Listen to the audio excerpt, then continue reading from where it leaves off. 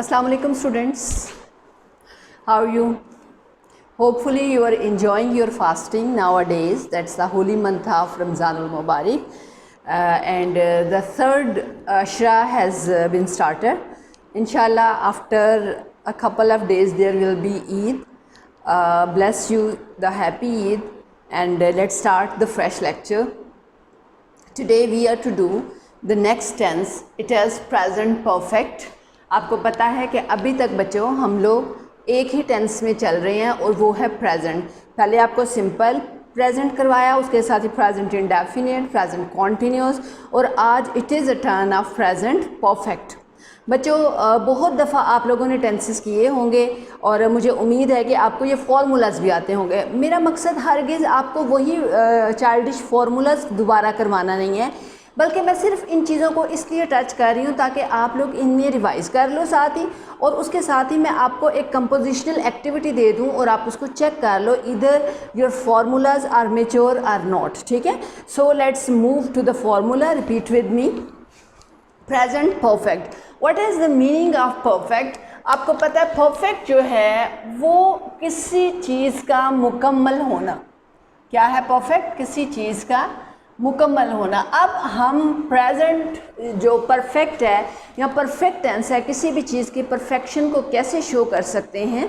तो हमारे पास दो ऑक्सिलियरीज, याद है ना, मैंने आपको helping verb, auxiliary, linking verb, तीन मैंने आपको सपोर्टिव वर्ब्स करवाए और हमने देखा था कि इनमें कहाँ कहाँ डिफरेंस निकलता है और किसको कहते हैं एक्चुअली हेल्पिंग वर्ब या ऑक्सिलियरी या लिंकिंग वर्ब। तो यहाँ पे जो ऑक्सिलियरी हमें यूज़ करनी पड़ेगी या जो हेल्पिंग वर्ब यूज़ करना पड़ेगा वो होगा हैज़ और हैव।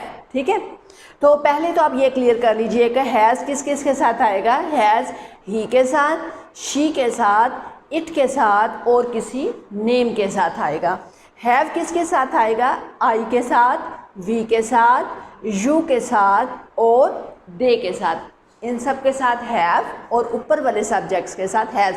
बच्चों साथ साथ रिवीजन करते जाएं। ये देखो, ये जो मैंने लिखा है ये आपके सेंटेंस में एक्चुअली सब्जेक्ट बनाते हैं, वैसे ये सब प्रोनाउंस हैं। प्रोनाउंस का आगे टॉपिक आएगा तो वो आपको बता देंगे। फिलहाल फॉर्मूला देखिए। फॉर्मूला क्या है? सब्जेक्ट प्लस या तो हैज़ लगेगा इस सूरत में या हैव लगेगा इस सूरत में, प्लस V3। V3 पता है ना, V stand for verb, 3 mean verb की थर्ड फॉर्म। सपोज पास, पास्ट, पास्ट, गो, वेंट, गॉन, या loaf, loft, loft, smile, smiled, smiled. ठीक है, बिकम, बिकेम, बिकम। तो तीसरी फॉर्म जो है वो यहाँ लगेगी। और ऑब्जेक्ट मैं हर दफ़ा आपको बता रही हूँ, ऑब्जेक्ट सेंटेंस में हो भी सकता है, सेंटेंस में नहीं भी हो सकता। जैसे मैं कहती हूँ आई हैव लॉफ्ट। ठीक है, अब देखो इसमें ऑब्जेक्ट नहीं है। ऑब्जेक्ट कैसे है? मसलन ऑब्जेक्ट ऐसे मतलब मैं कहती हूँ I have touched the chair, तो चेयर मेरा ऑब्जेक्ट है। लेकिन जब मैं कहती हूँ आई हैव लॉफ्ट तो सिर्फ मैंने वर्ब पे बात ख़त्म कर दी, उसमें मेरा ऑब्जेक्ट नहीं था। लिहाजा ऑब्जेक्ट जो है मैंडेटरी नहीं है, कंपल्सरी नहीं है, हो भी सकता है और नहीं भी हो सकता।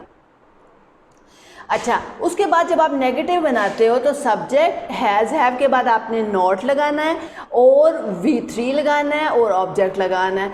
जब इंट्रोगेटिव सवालिया बनाते हो तो has have plus subject plus V3 plus object और आगे क्वेश्चन मार्क लगाना है। मसलन एक सेंटेंस ले लेते हैं, मैं चाय पी चुका हूँ। मैं लिख देती हूँ, आपने इसको करना है, मैं चाय पी चुका हूँ। तो इसका क्या करोगे? I have taken tea. I के साथ हैज़ तो नहीं लगना, आई हैव। हैव के बाद क्या लगेगा? वर्ब की थर्ड फॉर्म लग जाएगी। आई हैव टेकन टी। अगर मैं इसको इसके साथ बनाऊं, देखो सब्जेक्ट में आई लगा दिया, आई के साथ हैव लगना है। हैव के बाद जैसे आपको बताया था V3 taken, I have taken और ऑब्जेक्ट ये क्या आ गया? T. I have taken T, तो फुल स्टॉप लगा दो, आई हैव टेकन टी। फिर मैं लिखती हूँ मैं चाय नहीं पी चुका हूँ। मैं चाय नहीं पी चुका हूँ। चाय यहाँ पे आ जाएगा नहीं, मैं चाय नहीं पी चुका हूँ। तो कैसे हम करेंगे? आई हैव के बाद, ये देखो मैंने फॉर्मूला में लिखा है, हैव के बाद नॉट आएगा, I have not taken T. उसके बाद जब आपने इंट्रोगेटिव करना है तो इंट्रोगेटिव आप बच्चे कैसे करेंगे कि आप इसी ऑक्सिलियरी को या हेल्पिंग वर्ब को स्टार्ट में लेके आते हैं, बाहर निकाल देते हैं, ठीक है। कोई अलग से आप वर्ड नहीं यूज़ करते हो इंट्रोगेटिव बनाने के लिए, बल्कि उसी ऑक्सिलियरी को बाहर लेके आओगे और फिर आप क्या लिखोगे, हैव आई टेकन टी। बाकी सेंटेंस को नहीं छेड़ना आपने, देखो मसलन इसको बाहर ले आना, सिर्फ हैव आई टेकन टी, ठीक है। उसके बाद मैंने आपको डबल इंट्रोगेटिव सेंटेंसेस बताए थे। वो डबल इंट्रोगेटिव कौन से सेंटेंसेस थे, WH वाले के। जब WH आएगा तो वर्ड, तो वो हेल्पिंग वर्ब से भी पहले आ जाएगा। मसलन अगर आपने इंट्रोगेटिव सेंटेंस कर रहे हो, मैं चाय पी चुका हूँ, क्या मैं चाय पी चुका हूँ, तो आप लिखते हो हैव आई टेकन टी। लेकिन अगर आपको लिखना पड़े मैं चाय क्यों पी चुका हूँ, तो फिर क्या करोगे, WH को पहले लिखोगे और उसके बाद हेल्पिंग वर्ब लिखोगे, why have I taken T. यानी जब भी हमें डबल इंट्रोगेटिव आए तो हम WH वर्ड को सबसे पहले ले आते हैं, उसके बाद हेल्पिंग वर्ब रखते हैं और उसके बाद बाकी का सेंटेंस लिखते हैं। मैं रिपीट कर देती हूँ, प्रेजेंट परफेक्ट हम कर रहे हैं। परफेक्ट का मतलब होता है मुकम्मल होना। इसके लिए जो ऑक्सिलियरी हम यूज़ करेंगे वो है हैज़ या हैव। हैज़ हम यूज़ करेंगे ही के साथ, शी के साथ, इट के साथ और नेम के साथ। हैव यूज़ करेंगे आई के साथ, वी के साथ, यू के साथ और दे के साथ। फॉर्मूला हमारा बनेगा subject plus has have plus V3 plus object. और उसके बाद हम नेगेटिव जब बनाएंगे, subject plus has have plus not plus V3 plus object. Interrogative बनाएंगे has have plus subject plus V3 plus object, ठीक है। तो इस तरह से आपने ये करना है। एक टिप देती चलो साथ साथ, स्टूडेंट्स को जो प्रॉब्लम होती है उन्हें ये समझ में नहीं आती कि आखिर पास्ट इंडेफिनिट और प्रेजेंट परफेक्ट में क्या डिफरेंस है। हमें पास्ट इंडेफिनिट लगाना चाहिए और कहाँ हमें प्रेजेंट परफेक्ट लगाना चाहिए। देखो प्रेजेंट परफेक्ट भी ऑब्वियसली वही टाइम शो कर रहा है जो गुजर चुका है, तो फिर इसको पास्ट में हम क्यों नहीं लेके जाते। बच्चे देखो, टिप ये है कि प्रेजेंट परफेक्ट में we use it to say that an action happened at an unspecific time. आपने प्रेजेंट परफेक्ट तब लगाना है जब कोई महसूस वक्त का इजहार उसके साथ ना हो। मसलन आप कहेंगे मैं काम कर चुका हूँ, मैं खाना खा चुका हूँ, मैं पानी पी चुका हूँ, मैं लाहौर जा चुका हूँ, ठीक हो गया। आप अगर कहते हैं कि मैंने कल पानी पिया, मैंने खाना खाया, मैं पिछले साल लाहौर गया, अब आप क्या कर रहे हो, अब आप साथ टाइम को मेंशन कर रहे हो। जब भी आप टाइम को साथ मेंशन करोगे, मसलन कल, पिछले साल, मंडे को, हाँ, तो आपको टेंस चेंज करना पड़ेगा, क्योंकि प्रेजेंट परफेक्ट में हम स्पेसिफिक टाइम शो नहीं कर सकते। प्रेजेंट परफेक्ट हमेशा तब यूज़ होता है जब आप साथ वक्त का जिक्र नहीं कर रहे होते हो, वक्त का जिक्र नहीं करते हो, अनस्पेसिफिक टाइम में आप होते हो। लेकिन जो ही आप पिछले वक्त का जिक्र कर रहे हो और नियरेस्ट वक्त का जिक्र कर रहे हो, तो आपको पास्ट में जाना पड़ेगा, पास्ट इन डेफिनेट में जाना पड़ेगा। Specific time can not be mentioned with it as yesterday, यानी आप इसके साथ येस्टरडे नहीं लगा सकते, लास्ट डे नहीं लगा सकते, लास्ट ईयर नहीं लगा सकते, मंडे नहीं लगा सकते। जब अगर आपको ये अल्फाज लगाने की ज़रूरत पड़े तो आपको पास्ट इंडेफिनिट शो करना पड़ेगा। क्या पॉइंट मैंने बताया? मैंने आपको ये बताया कि प्रेजेंट परफेक्ट में आप अनस्पेसिफिक टाइम शो करते हो, वो वक्त जो कि महसूस ना हो, जिसकी प्रॉपर हदबंदी ना हो। जब आप महसूस वक्त को जाहिर करना शुरू करते हो बेटे, तो उस वक्त आपको टेंस चेंज करना पड़ता है, ठीक है। हम इसको अगर समराइज करें तो हम कर लेते हैं, present perfect is equal to unspecific time.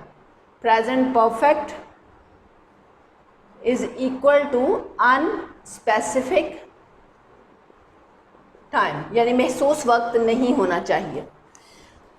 आप एक पैराग्राफ लिखो और फिर आप इसको ट्रांसलेट करना। अब ये जो मैं पैराग्राफ ट्रांसलेशन के लिए लिखवाने जा रही हूँ बेटे, इसमें ऐसा है कि present simple present, present indefinite, present continuous और आज का टेंस प्रेजेंट परफेक्ट सब मिक्स होके आएंगे। आपने इसको ट्रांसलेट करना है। लिखिए, मैं अगर थोड़ा तेज़ बोल जाऊँ तो आप रीप्ले कर लीजिएगा, क्योंकि रिकॉर्डिंग ही हो रही है तो that is easy for you कि आप रिकॉर्डिंग के साथ चल सकें। मैं लिखवा रही हूँ, लिखिए।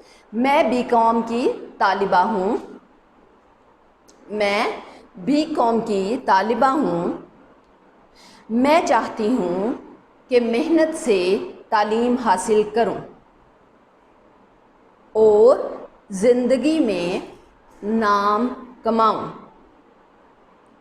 मेरे वालिदैन मेरे लिए बहुत जद्दोजहद करते हैं। वो कोशिश करते हैं कि मुझे ज़िंदगी का तमाम सुख मुहैया करें।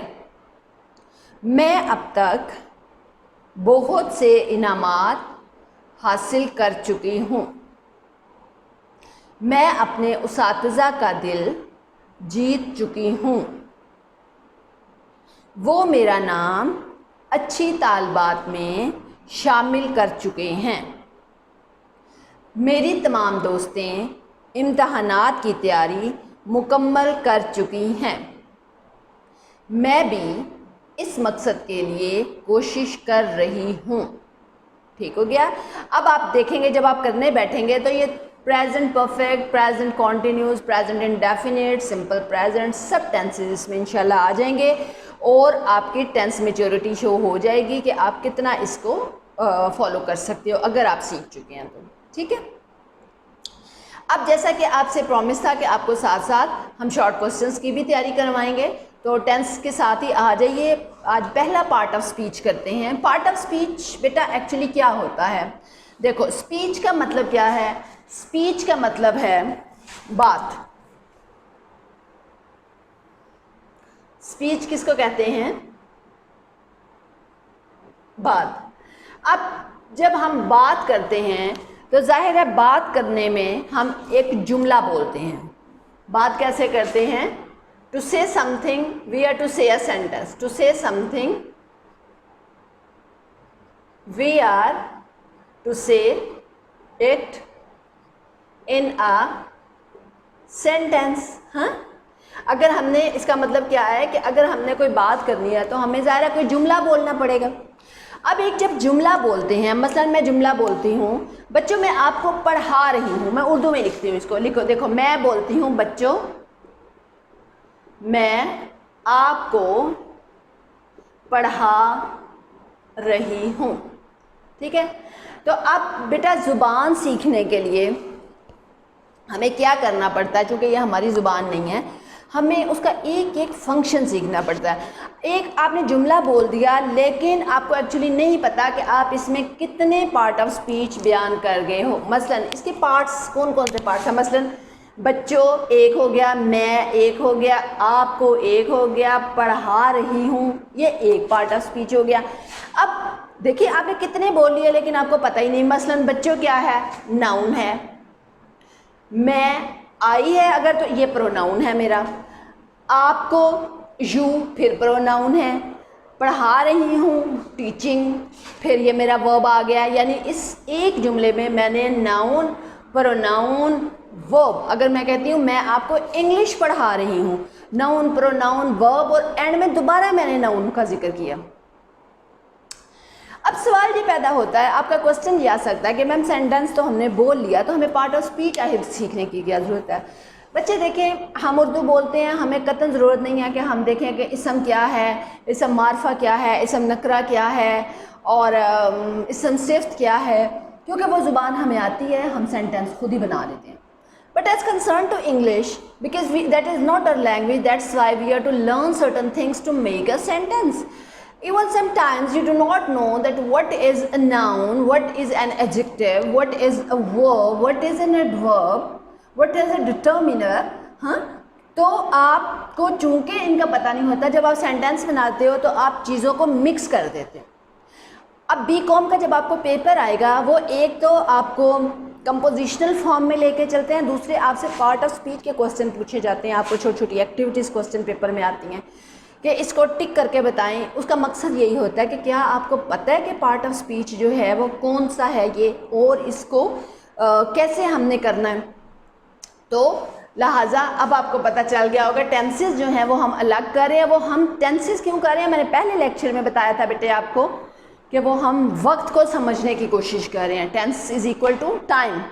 टेंस में हम वक्त को समझने की कोशिश कर रहे हैं, और पार्ट ऑफ स्पीच में हम क्या करेंगे, एक जुमले के जो मुख्तलिफ हिस्से होते हैं वो हिस्से कौन कौन से होते हैं, और हम उन हिस्सों को कैसे सीख सकते हैं और राइटली एक सेंटेंस में कैसे पुट कर सकते हैं। ठीक है, tens mean time, part of speech mean the function of a sentence, एक जुमला कैसे काम करता है।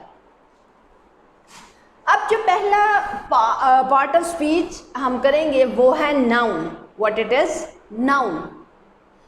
बेटे नाउन क्या है, नाउन क्या है, आपको ये लेक्चर मैं पूरा नहीं इसी पे करूँगी, मैं यहीं पे इसको ड्रॉप करके जाऊँगी, लेकिन अगले लेक्चर के लिए आपको होमवर्क दूँगी ताकि जब मेरा अगला लेक्चर ऑन एयर हो तो आप नाउन पे कुछ ना कुछ पढ़ के आए हों। ठीक है, मैं सिर्फ आपके साथ एक इस वक्त नाउन की डेफिनेशन गो ऑन करती हूँ, तो आप उस नाउन की डेफिनेशन को पढ़ें, और अगला लेक्चर ऑन एयर होने से पहले आपने अपने जहन में नाउन के नॉलेज को रिस्टोर करके आना है ताकि आपको मेरी बात समझने में आसानी हो। Noun is a name of a person, place or thing. Noun is a name of a person, place or thing. ठीक हो गया। अब noun क्या है, person, place, thing क्या है, noun की आगे से कितनी टाइप्स हैं, ये आप लोग पहले प्लीज़ अपना नॉलेज रिकलेक्ट कीजिए। कुछ बहुत चाइल्डिश बातें हैं, आप लोग बचपन से पढ़ते आ रहे हैं, कुछ चीज़ों को मैं आपको टच करवा दूंगी, तो इंशाल्लाह that will be better. Hopefully you have got my lecture. See you इंशाल्लाह next time. Thank you so much. अल्लाह हाफिज़।